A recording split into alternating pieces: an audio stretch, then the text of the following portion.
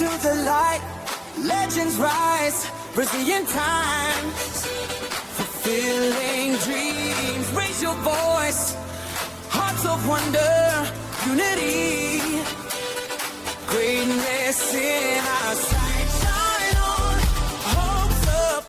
Bom dia para você que é do dia, boa tarde para você que é da tarde e boa noite para você que é da noite em qualquer lugar desse mundão. Eu hoje trago aqui uma pessoa muito especial e, claro, é o nosso 20º Gala, o Best of the Year, e hoje é uma pessoa extremamente especial. Eu quero dizer para você que uma pessoa ser reconhecida mundialmente, conquistar um prêmio internacional, é um marco que transcende fronteiras, validando o talento em escala global. Essa distinção atesta que o trabalho alcançou padrões de excelência reconhecidos mundialmente, fortalecendo a credibilidade e a influência do profissional e a da sua instituição.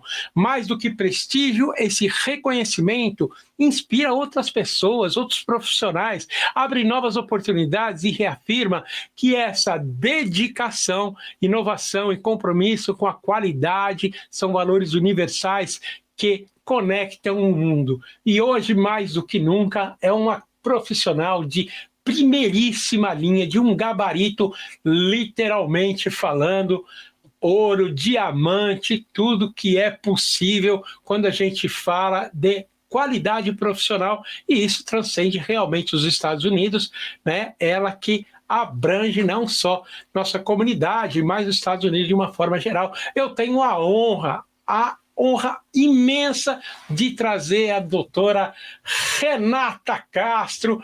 Bom dia, como é que vai, doutora? Tudo bom? Que prazer enorme, imensurável tê-la aqui na nossa live do Brazilian Times.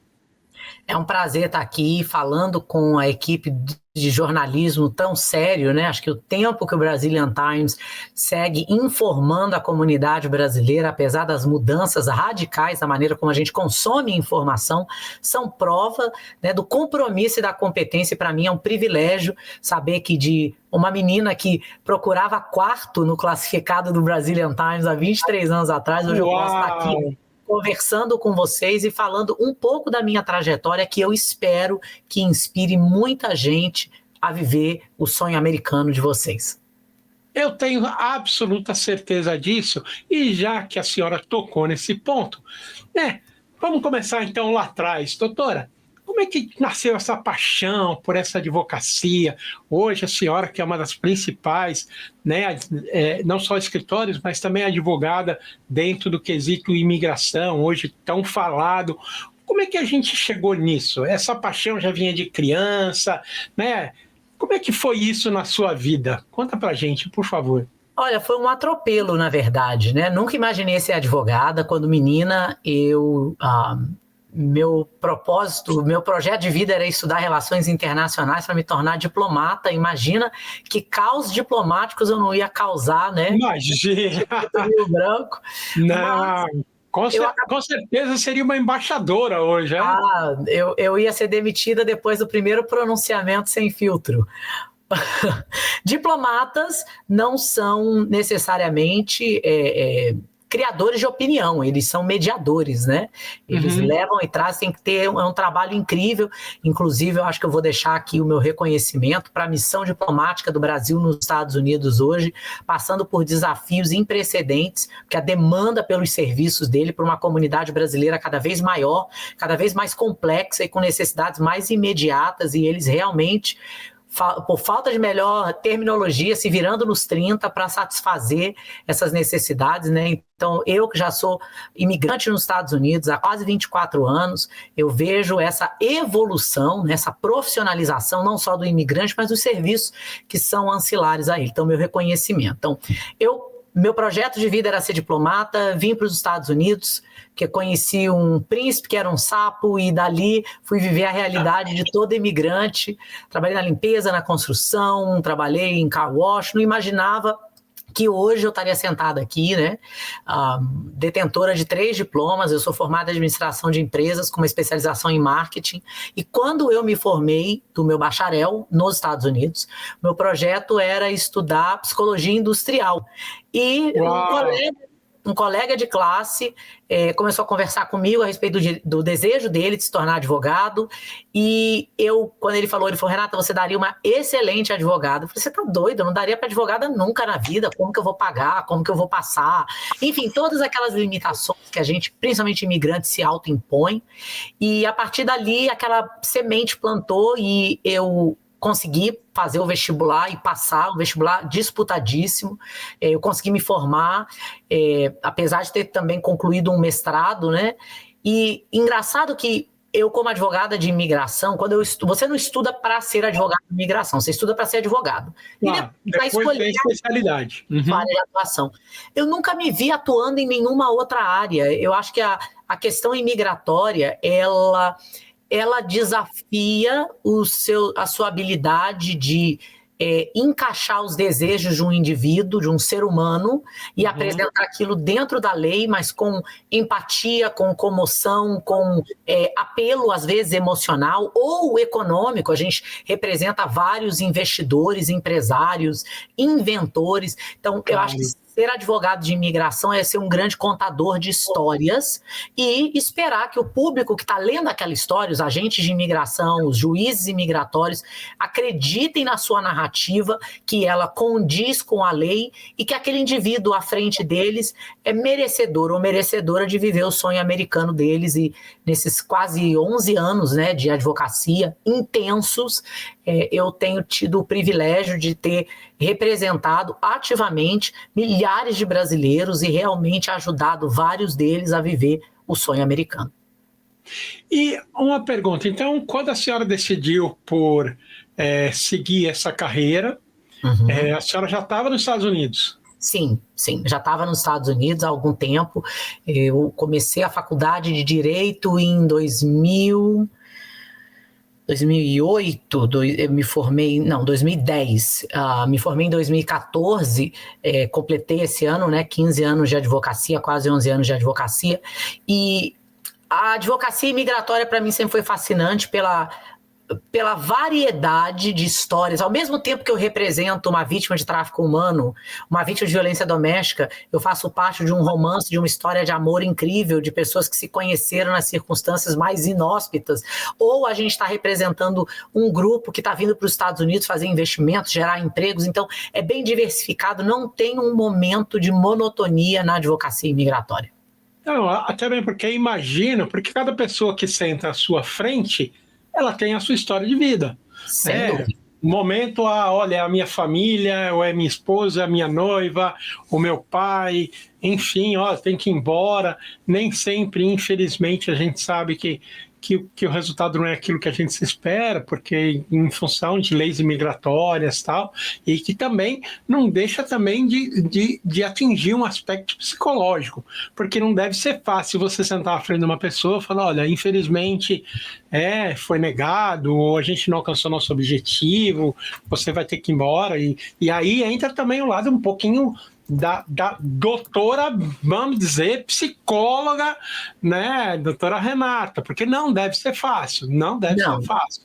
Lidar com as expectativas nem sempre coerentes, né, do ser humano que está ali do outro lado, é complexo, é bem complexo mesmo, é desafiador, mas eu confio muito na premissa de que o trabalho que o meu escritório faz, a minha equipe faz, é um trabalho sério. Eu tenho mais 4 advogadas que trabalham comigo, comprometidas, uma equipe incrível, mas que, sem sombra de dúvidas, num momento de tanta ansiedade, né, acerca do assunto imigração, a gente tem, sim, circunstâncias que são acaloradas, mas quando a gente consegue ganhar um caso que era considerado perdido ou sem possibilidade, todo aquele estresse que a gente teve com outras circunstâncias faz isso tudo valer a pena.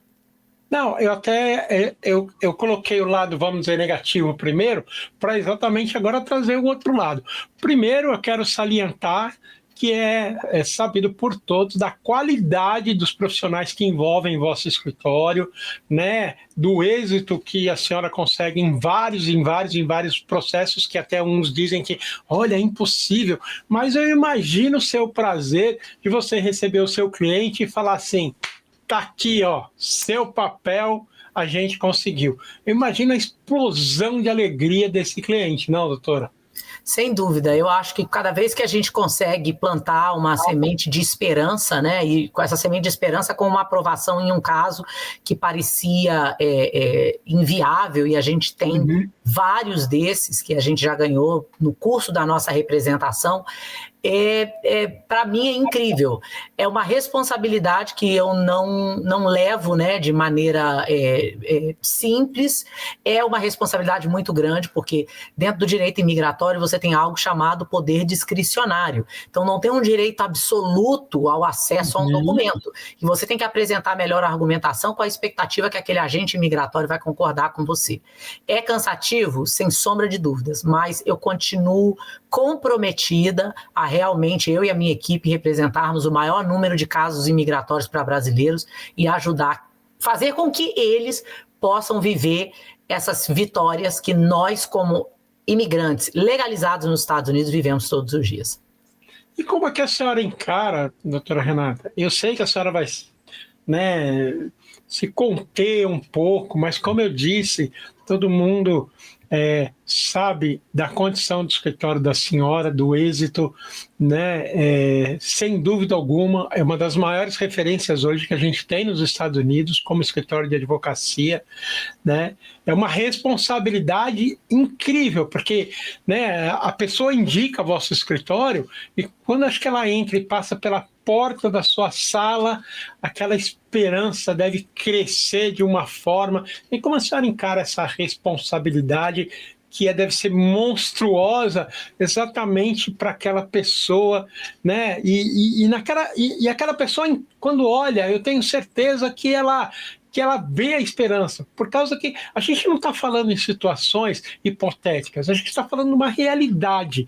Sem dúvida alguma, o escritório é uma das maiores referências nos Estados Unidos. E essa pessoa crê nisso, e eu tenho certeza que ela deposita, e muitas vezes ela tem esse êxito por escolher o seu escritório. E como é que a senhora encara esse peso tão grande que essa comunidade, de alguma forma, acaba cobrando, né? Não é verdade?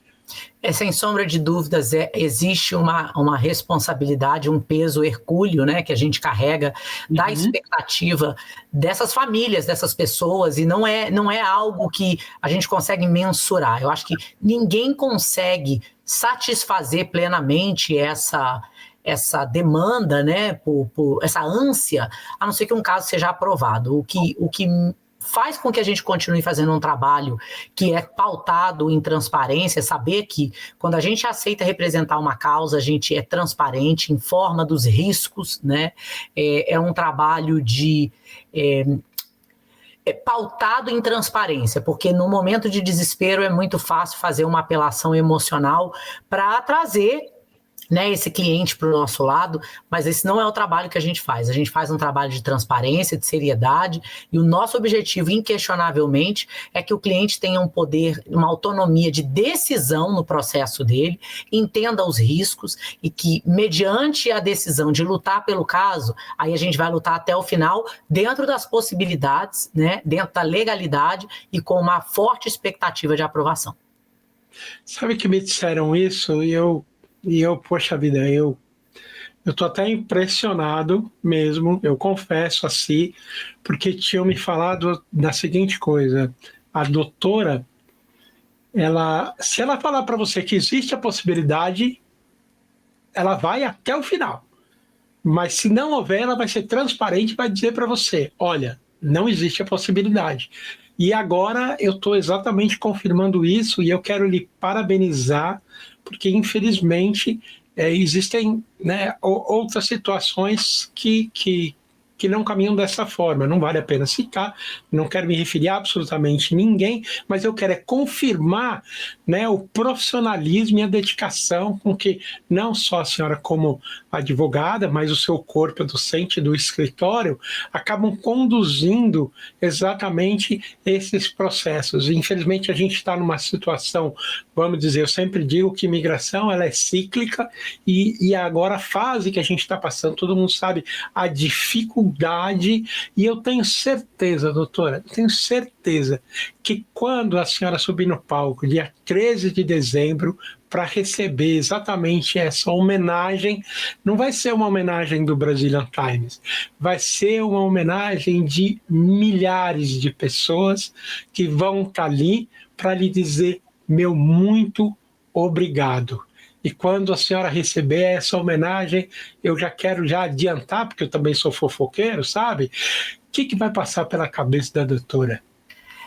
É engraçado porque eu sou uma pessoa que eu sofro de autocobrança ao extremo, né? E para mim, quando as pessoas... quando a gente vê o que a gente já fez, eu sempre penso no que pode ser feito. Mas me permita, a senhora é assim, por isso que a senhora chegou onde chegou. Me permita. Eu sei que acaba sendo um fardo, mas a senhora não está onde a senhora está por acaso. Me desculpa, me perdoe. Eu sem sombra de dúvidas tive a oportunidade, o privilégio de ter perseverado e de ter encontrado pessoas nesse caminho que acreditaram na perseverança junto comigo, né? É interessante quando a gente é imigrante, chega nos Estados Unidos sem documento, alguns sem falar inglês, sem formação, a gente é descartado e se autodescarta porque tem uma sensação de degradação, talvez, né? De não se sentir ao nível. E eu acredito que, para mim, o melhor retorno do trabalho que a gente faz, para mim, é óbvio que é ganhar casos, é óbvio. Mas, número 1, melhor retorno é quando eu tenho a oportunidade de estender uma oferta de trabalho no meu escritório para alguém que está começando a carreira profissional dele nos Estados Unidos, que tem vontade, que tem humildade, que tem ânsia de melhorar, e talvez ele não fique no meu escritório para sempre, não é o objetivo, é realmente ser um trampolim para outras pessoas, né? E eu ouço muita gente falando, nossa, Renata, eu às vezes, né, trabalho na limpeza, trabalho na construção, me sinto inferior, e eu falo, gente, inferioridade é um fruto da sua cabeça. Tem muita gente formada que está numa situação de inferioridade. Eu agradeço a possibilidade de mostrar que a Renata de ontem continuou dando passos um na frente do outro e ela construiu a Renata de hoje, e que a Renata de hoje construiu uma Renata ainda mais incrível para o futuro.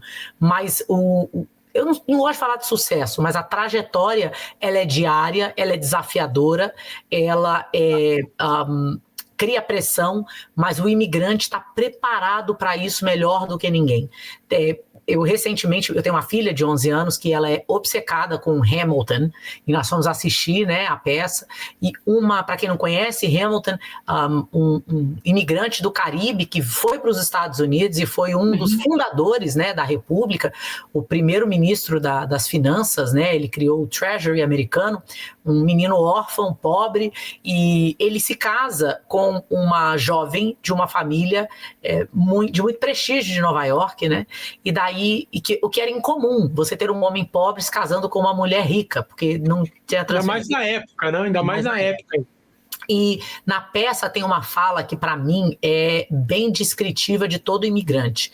Quando perguntam para uma delas, né, que são irmãs que conheceram ele, enfim, ele casa com a irmã do meio, e perguntam para a irmã mais velha, mas por que você achou que Hamilton, se casando com ela, ele era um imigrante pobre, como assim ele era um bom partido?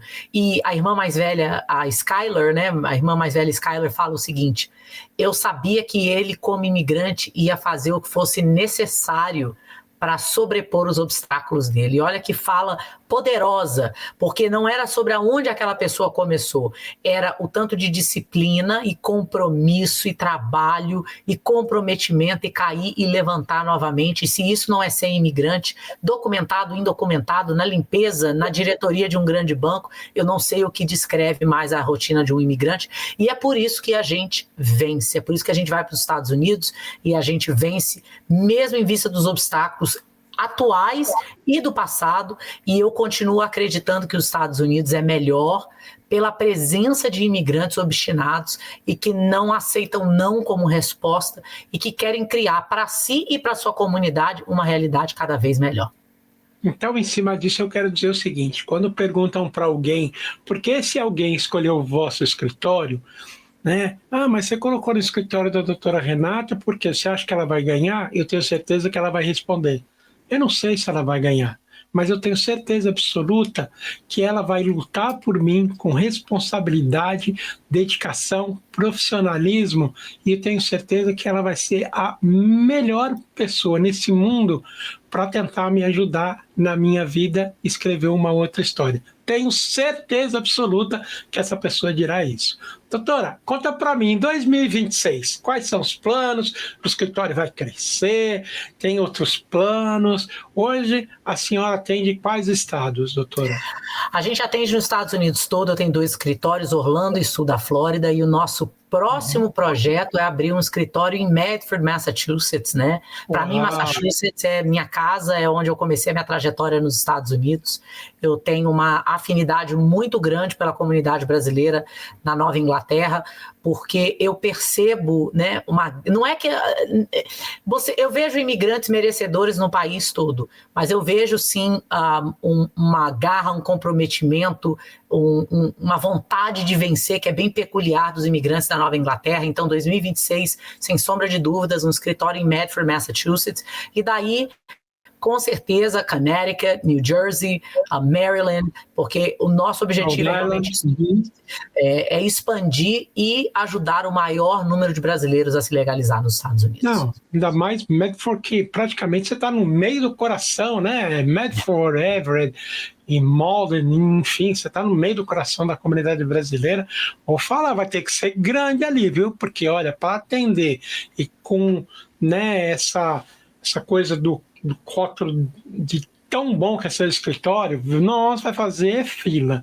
Doutora, antes da gente finalizar, quero lhe agradecer muito. A gente já está aqui já há mais de 20 minutos, parece que faz 1 minuto que eu comecei. A senhora é uma pessoa extremamente amável, atenciosa, gentil, mas eu não poderia me furtar do direito de que você pudesse, eu gostaria de lhe pedir imensamente, do fundo do meu coração, que você pudesse deixar uma mensagem para essas pessoas que estão numa situação hoje muito difícil, sofrida, alguns com incertezas mil.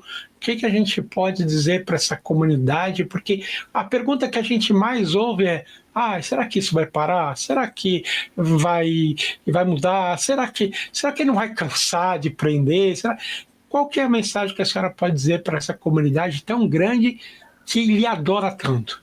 Olha, eu como imigrante vivi indocumentada nos Estados Unidos, e é claro que eu não vivi esse período de tamanha incerteza, mas inquestionavelmente vivi os meus próprios desafios, né?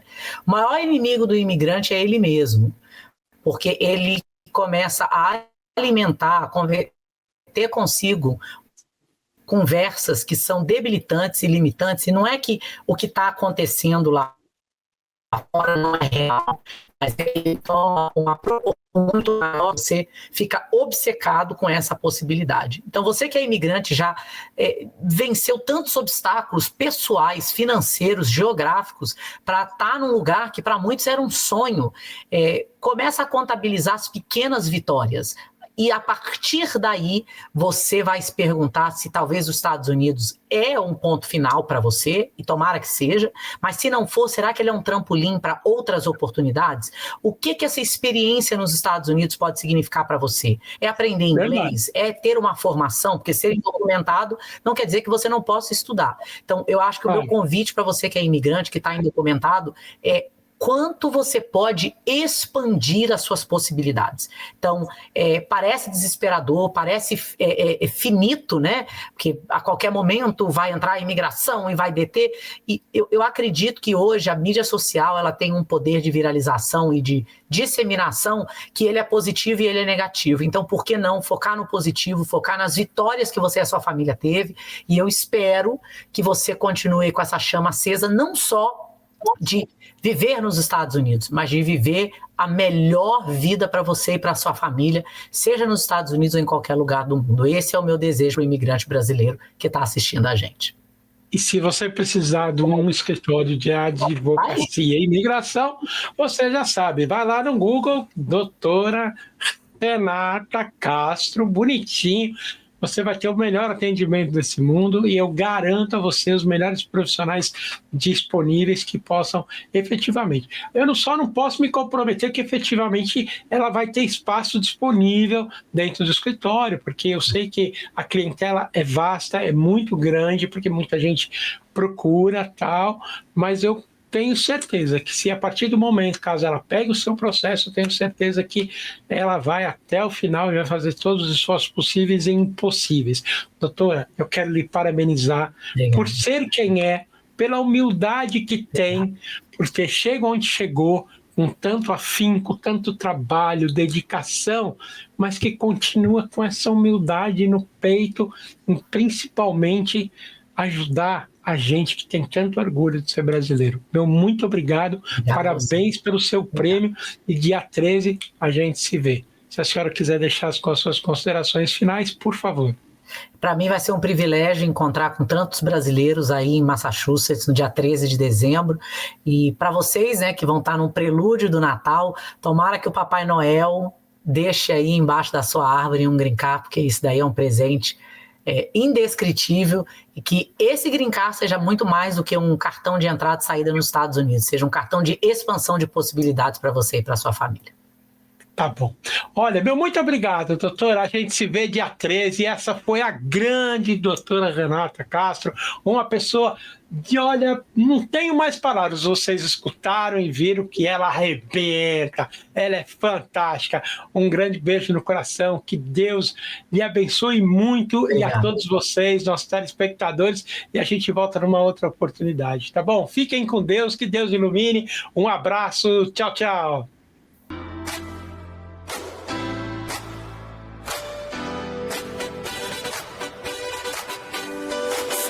To the light, legends rise, Brazilian times, fulfilling dreams. Raise your voice, hearts of wonder, unity, greatness in our